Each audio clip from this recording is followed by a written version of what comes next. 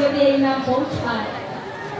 ভগবান সিংহাসনে বসে আছে, দেবশ্রী নারদ বিনাতে রাধা নাম জপ করতে করতে যেই না পৌঁছালো মা, সেই রাধা নাম কর্ণে প্রবেশ করা মাত্রই গোবিন্দ আর সিংহাসনে বসে থাকতে পারছে না। সিংহাসন থেকে পাগলের ন্যায় চুপটি চুপটি নেমে এসে পথের ধারে দাঁড়িয়ে চিৎকার করে বলছে,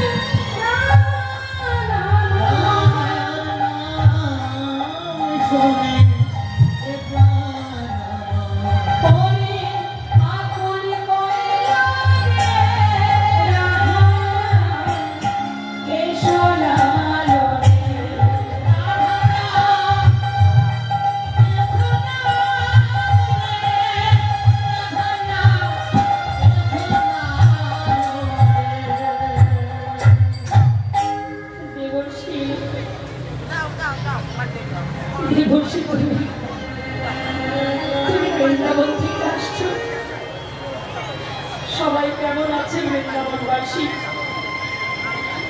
আমার মাতা যশোমতী, সখাগণ, রাধা রানী, বলদেবর্ষী বল, তারা সবাই কুশলে আছে তো? কেমন আছে তারা? দেবশ্রী নারদ বলছেন, প্রভু তাদের কথা না হয় পরেই বলি, এখন তো তোমাকে দেখে আমার বড় কষ্ট হচ্ছে। আমাকে দেখে কেন? কি রাজন, একবার মনে করে দেখো, চিন্তা করে দেখো, কত অপরাধী হচ্ছ তুমি। ভেবে দেখো সেই অভিশাপের কথা, সবাইকে কাঁদিয়েছ তুমি। গোটা বৃন্দাবনবাসী কাঁদছে তোমার জন্য, সবার অভিশাপ লাগছে তোমার। তাই এসেছি কেন জানো প্রভু? তোমার এই অপরাধ থেকে তোমাকে উদ্ধার করার জন্য। আমাকে উদ্ধার করবে? কি করতে হবে আমার? বলো না দেবশ্রী, কি করে সমস্ত অভিশাপ থেকে, অপরাধ থেকে আমি মুক্তি পাবো? কি পথ আছে? যজ্ঞ করো প্রভু, যজ্ঞ করো, যজ্ঞে সবাইকে নিমন্ত্রণ করো, সবাইকে দান ধ্যান করো, তাতে তোমার অপরাধ খণ্ডন হবে। বেশ, কি করতে হবে? শোনো মহারাজ, আজ আমি বলি, ত্রেতায় নামে রাজা ছিল, অশ্বমের যজ্ঞ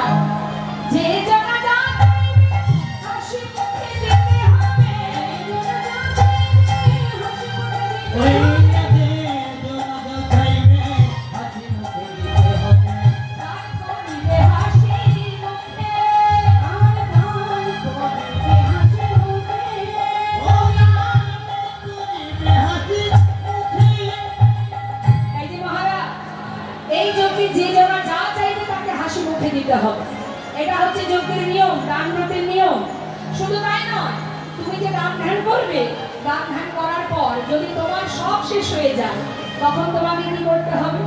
আমাদের এই জগতে যেমন অনেকে আছে মা, সবকিছু যদি কাউকে দিয়ে দেওয়া হয় মনটা শুকিয়ে যায়, তাই না? মন খারাপ হয়ে যায়, সবই নিয়ে চলে গেল, আমার কিছু রইল না। তাহলে এটা করলে হবে না। দান করলে তোমার যতটুকুনি থাকবে, যত সময় থাকবে তুমি দান করে যাবে। যখন সব শেষ হয়ে যাবে তখন তোমাকে হাসি মুখে থাকতে হবে। আর কি করতে হবে? দানের পর শোনো মহারাজ, দানের শেষে সব শেষে দানে দিয়া ভিক্ষার ঝুলি কাঁধে লইয়া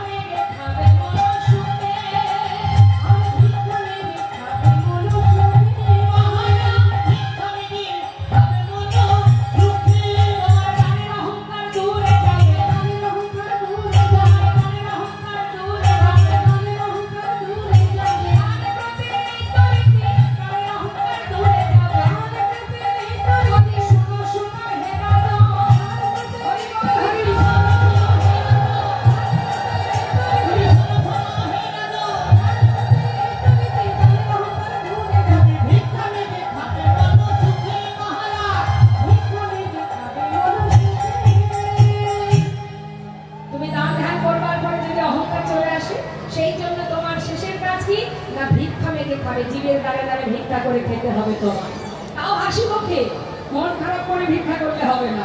এটাই হচ্ছে যজ্ঞের নিয়ম, কি গো মা? আর আমরা যদি একটু যজ্ঞ দিই, বাড়িতে কোনো অনুষ্ঠান দিই, তাহলে কি হয় দেখবেন, কারোর প্রতি যদি আমাদের একটু রাগ থাকে তাকে আর বাড়িতে নিমন্ত্রণ করি, বলে ওকে ডাকবো না, আমার বাড়িতে যজ্ঞ হবে ওকে আমি নিমন্ত্রণ করবো না। কেন করবো না? ওর সঙ্গে আমার কোনো কিছু তো গরিমনা হয়। জেনে রাখবেন, এই হিংসা যদি থাকে মনের মধ্যে, আপনি লাখ লাখ টাকা খরচ করলেও আপনার সেই যজ্ঞের সব কর্মটুকুই বৃথা হয়ে যাবে। তার কারণ বড় ভক্ত যিনি মুর্শিদাবাদ জেলার জমিদার যে লালা, যত সময় পর্যন্ত জগৎ থেকে তারা ভিক্ষা না করেছিল তত সময় পর্যন্ত ভগবানের দেখা তো করে থাক, গুরুর কাছ থেকে মন্ত্র দীক্ষা পর্যন্ত পায়নি। তাহলে তুমি যদি বাড়িতে ভগবানের সেবা দাও, ভক্ত সেবা দাও, যাই করো না কেন, সবার আগে মন থেকে হিংসাটাকে দূর করতে হবে, তবেই তোমার সেই সেবা কাজ সম্পূর্ণ হবে। এবং দান ধ্যান করতে হবে মুক্ত হস্তে, কৃপণতা করা যাবে না। দান করার সময় কৃপণতা, ভগবানের সেবার বেলায় কৃপণতা, দেখে অনেকে আছে ভগবানের জন্য যদি বাজার থেকে ফল কিনতে যায়, বলে যে এই মনে করুন এই সামনে দুর্গা পূজা আসছে, এই যে দোকানে গিয়ে বলবে যে ওই একটু বেকা টেরা পোকা যা আছে থাক না, ভগবানের সেবাই তো লাগবে, দাও দাও দেখি 5 কিলো দিয়ে দাও, কারণ এটা তো ভগবানের জন্য। একটু বেকা টেরা পোকা হলে অসুবিধা নেই। আর নিজেরা যদি বাজারে খাবার কিনতে যাই বা ফল কিনতে যাই, তখন কি বলি, সবচেয়ে মিষ্টি যেটা, দামি যেটা, ভালো যেটা, সেটা বার করো, সেটা নিয়ে যাও, তাই তো? তাহলে এইরকম এই যে ভেদাভেদ, পার্থক্যটা রাখি আমরা, এটা আমাদের নিজেদের আত্মতৃপ্তির জন্য, নিজের সুখের জন্য এটা করি। কিন্তু যারা প্রকৃত ভগবানকে ভালোবাসে তারা নিজেদের চিন্তা না করে আগে ভগবানের জন্য ভালো কিছু আশা করে, সে যেটাই হোক আগে প্রভুকে দেওয়া হবে, প্রভু সেবা করবেন, তারপরে আমরা প্রসাদ পাবো। এটাই থাকে ভক্তের কামনা, এটা ভক্তের চাওয়া পাওয়া, আমাদের চাওয়া পাওয়া নয় না। তাই ভালোবাসার মতো ভালোবাসতে হয়, নিজের উচ্ছিষ্ট বদলে দেওয়া যায় তখনই যখন নিজের করে ভালোবাসা যায়। আপনি পারবেন আপনার উচ্ছিষ্ট ভগবানকে দিতে, পারবেন না। কেন পারবেন না? নিজের সন্তানকে বদলে রেখোটা তুলে দেন তো, হ্যাঁ, নিজের বদলে রেখোটা সন্তানকে দেন, কেন? তাকে ভালোবাসি তাই, হ্যাঁ, কিন্তু ভগবানকে দিতে পারি না, কারণ তাকে ভালোবাসতে পারিনি, তাই পারি না। যেমন রামায়ণের শবরী, প্রভু রামকে খাওয়াবে বলে মনের ভিতর থেকে কুল পেড়ে মুখে খেয়ে দেখছে সেটা টক না মিষ্টি, যে কুলটা মিষ্টি অর্ধেকটা খাচ্ছে আর অর্ধেক এঁচো কুলটা গুছিয়ে রাখছে, কেন? রাম আসলে খাবে তাই, হরে বল। এই হচ্ছে ভালোবাসা। মা ভালোবাসলে এইভাবে ভালোবাসতে, অন্তর থেকে নিজের করে। জীবনে একটু কষ্ট এলে আমরা ভগবানের দিকে আঙুল তুলি, তুমি কষ্ট দিয়েছ। এখানে অনেক বাবারাও আছে, বলুন দেখি, মায়েরাও আছে, এমন এমন পরিবার আছে আছে, যদি একটু কষ্ট পেয়েছে সেদিন থেকে সেই ঘরে ভগবানের আর ধূপ প্রদীপ পর্যন্ত পড়ে না। কেন কষ্ট দিয়েছে, কেন আমার, আর আমি ওকে বোঝা দেব না। তাহলে কত বড় মায়ামোহে আমরা ডুবে আছি যে আমরা আসল থেমে নকল নিয়ে টানাটানি করছি। এটা বলে যা কিছু সবই নকল বাবা।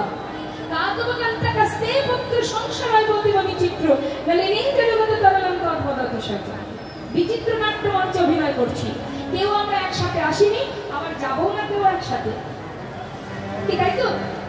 ছেলে বলো, স্বামী বলো, আত্মীয় পরিজন বলো, মা বাবা যেই হোক, কেউ যাবে আমার সঙ্গে। এই সংসারের মধ্যে আমরা একটা পরিবার তৈরি করে নিয়েছি। যেমন 10 জায়গা থেকে 10 জন ব্যক্তি এসে একটা যাত্রা মঞ্চে মাতা পিতা রাজা মন্ত্রী দাস দাসী ইত্যাদি ইত্যাদি সবাই অভিনয় মঞ্চে 3 ঘন্টা অভিনয় করে। সেই 3 ঘন্টার জন্য তারা মাতা পিতা দাস দাসী হয়। যেই অভিনয় শেষ হয়ে যায় আর তখন কেউ কাউকে চেনে না, যে যার গন্তব্যস্থলে ফিরে যায়। আমাদের সংসার জীবনটাও তাই, অভিনয়ের পরে অভিনয় করছি আমরা। একবার ভেবে দেখুন মা, কখনো ছিলাম কারোর কন্যা, কখনো হয়েছি কারোর স্ত্রী, কখনো আবার কারোর মা। এই তো একটার পর একটা রোল চলছে, একই ব্যক্তি কতগুলো রোল করছে দেখুন, সবাই আমরা করছি। তাহলে আমাদের যাত্রা যেদিন শেষ হবে সংসার জীবনে, এই মর্ত ধাম ছেড়ে আমাদেরকেও একা একা ফিরতে হবে, সঙ্গে কেউ যাবে না, কেউ যাবে না। যাবে শাস্ত্রে বলেন, শোনো, যাদের সুখের জন্য ভাবছো তারাও তোমার সঙ্গে যাবে না। যাদের চিন্তা করতে গিয়ে দিন রাত এক করেছো, ভগবানকে ডাকার সময় পাওনি, সেও যাবে না। তোমার সোনার অঙ্গ হবে ভঙ্গ রে,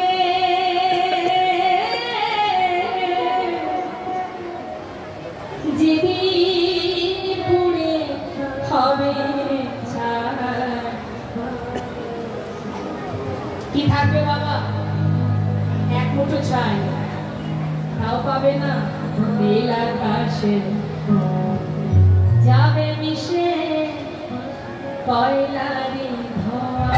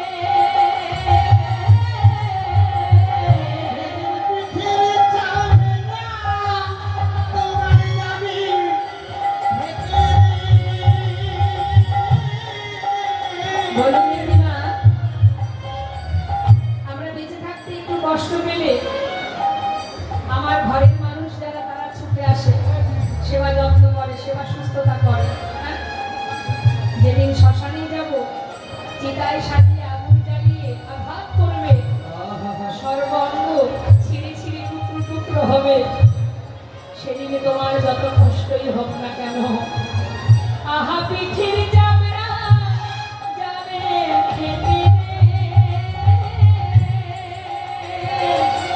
সেদিন হাত বোলাবে কে আর গান।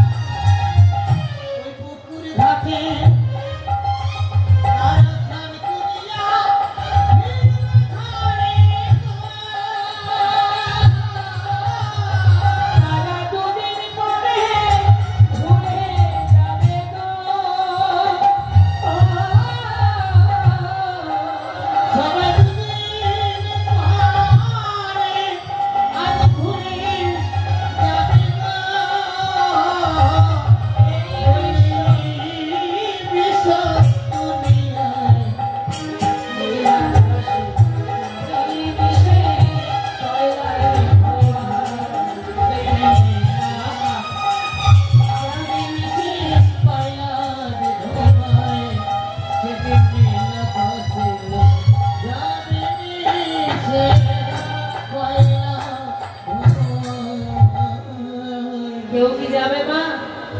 একজন যাবে, একজন যাবে বাবা, যাকে সারা জীবন ধরে রাখার সময় পাই না। ভগবান মনে মনে বলে, ওরে সন্তান ভুল করতেই পারে, আমি যে ওদের পিতা, আমি কি করে সন্তানকে ফেলে দেব? শেষের দিনে আমার সঙ্গের সাথে কেউ ভগবান না হোক, আমি তো আছি, পাঠিয়েছি আমি, কোলে তুলে নেব আমি। তাই তো মহাজন বললেন, জীবনের সঙ্গের সাথী ওই একজনই, মধুমাতা হরিণা। তাহলে মা, সময় থাকতে কোনটি সার আর কোনটি অসার সেটা আমাদের জেনে নিতে হবে। তাই বলে কি সংসারে দায়িত্ব কর্তব্য পালন করবেন না? অবশ্যই করবেন।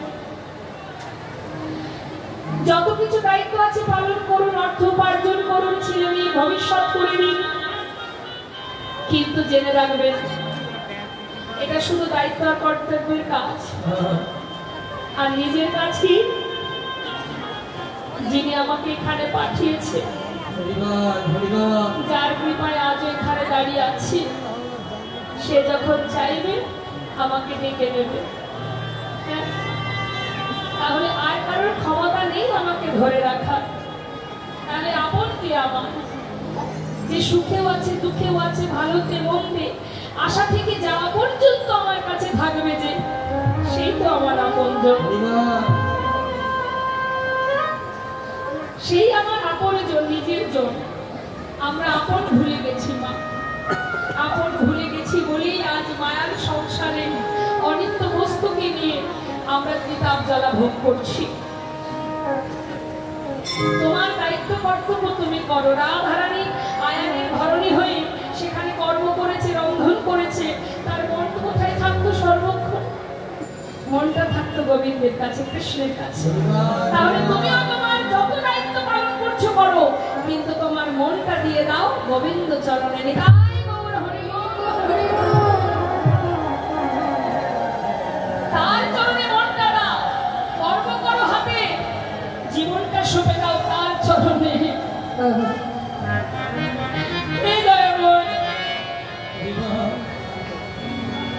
আমি অধমা, আমি ভজন জানি না, সাধন জানি না, কেমন করে ডাকতে হয় তাও জানি না। সন্তান যদি কোনো অপরাধ করে থাকে, তুমি তো জগৎ পিতা, কৃপা করে সন্তানের হাজার অপরাধ দূরীভূত করে তাকে তোমার বুকে তুলে নাও। ভগবান বললেন, আমি সব সইতে পারি, ভক্তের চোখের জল সইতে পারি না, আর কারোর অহংকার আমি সইতে পারি না। তাই যদি তুমি দুপুরটা বাড়ি বাড়ি স্মরণ করে কাটতে পারো, বলতে পারো, যদি বলতে পারো, দুটি নয়ন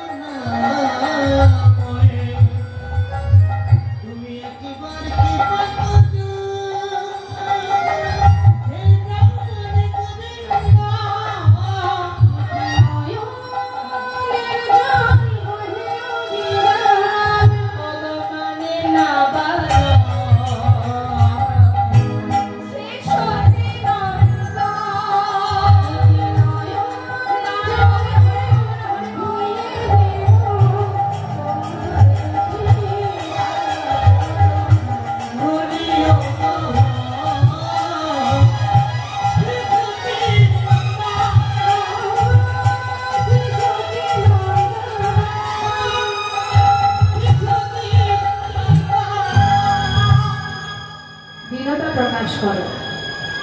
যদি দৃঢ়তা প্রকাশ থাকে তোমার মধ্যে, ভগবানকে বাঁধতে গেলে দৃঢ়তা প্রকাশ করে ভক্তি রজ্জু দিয়েই তাকে বাঁধা যায়, আর কিছুর বিনিময়ে তাকে পাওয়া যায় না বাবা। তাই আজ দেখুন গোবিন্দকে বললেন, হে রাজন, তোমাকে যজ্ঞ করতে হবে, দান ধ্যান করতে হবে, তবে তোমার অপরাধ খণ্ডন হবে। ভগবান এই কথা শুনে বললেন, দেবর্ষি, তাহলে নিমন্ত্রণের ভার কে বানাবে? তাহা শুনি মাধব কয়, চিন্তা কেন দয়াময়, দেবর্ষিরে ভার দাও এবে। নিমন্ত্রণের দায়িত্ব দেবর্ষিকে দিয়ে দাও, দেবর্ষি পারবে, কারণ তার বাহন কি মা? ঢেকি। বলি ঢেকি তো ছোট্ট একটা ঢেকি, মানে সরু তো, এই ঢেকিটা সব জায়গায় যেতে পারবে, সবার বাড়ি বাড়ি যেতে পারবে, সব জায়গায় যেতে পারবে, ছোট ছোট গলি হলেও চলে যেতে পারবে। তা বলি ঢেকি, ঢেকি যখন আছে দেবর্ষি, এই ছোট গাড়িটা নিয়ে এসে সব জায়গায় নিমন্ত্রণ করে আসে। স্বর্গমন্ত্র পাতাল সব জায়গায় নিমন্ত্রণের জন্য নিমন্ত্রণ পত্র লিখলেন গোবিন্দ, বলরামকে দিয়ে বললেন, দাদা দেখো তো ঠিকঠাক হলো কিনা। বলরাম দেখে বললেন, কানাই, তুই স্বর্গমন্ত্র পাতাল সব জায়গায় নিমন্ত্রণ পত্র লিখলি, কিন্তু বৃন্দাবনের পত্র কেন লিখলি না? দেখ, বৃন্দাবনবাসী তোর জন্য কাঁদে, আজও কাঁদছে তারা, মা কাঁদছে তোর জন্য, শাখাগণ কাঁদছে তোর জন্য, ব্রজবাসীরা কাঁদছে তোর জন্য। তুই তাদেরকে বাদ দিয়ে যদি যজ্ঞ করতে চাস, তাহলে আমিও তো সেই বৃন্দাবনের বাসী, তাহলে আমিও থাকবো না তোর যজ্ঞে। দাদা তুমি এমন কথা বলবে আমি জানি, কিন্তু নিমন্ত্রণ করলে তো সবাই আসে, বিনা নিমন্ত্রণে কারা আসে মা? যাদেরকে নিমন্ত্রণ করার দরকার হয় না তারা এমনি আসে। কারা তারা? নিজের বাড়ির লোক যারা, নিজের জন যারা। হ্যাঁ, তা বলছে, দাদা আমি এই জন্যই পত্র লিখিনি যে বিনা নিমন্ত্রণে বিনা পত্রে যদি কেউ আসে আমার কাছে, আমি তো তবেই জানবো যে সেই আমার আপনজন। তাই গৌরী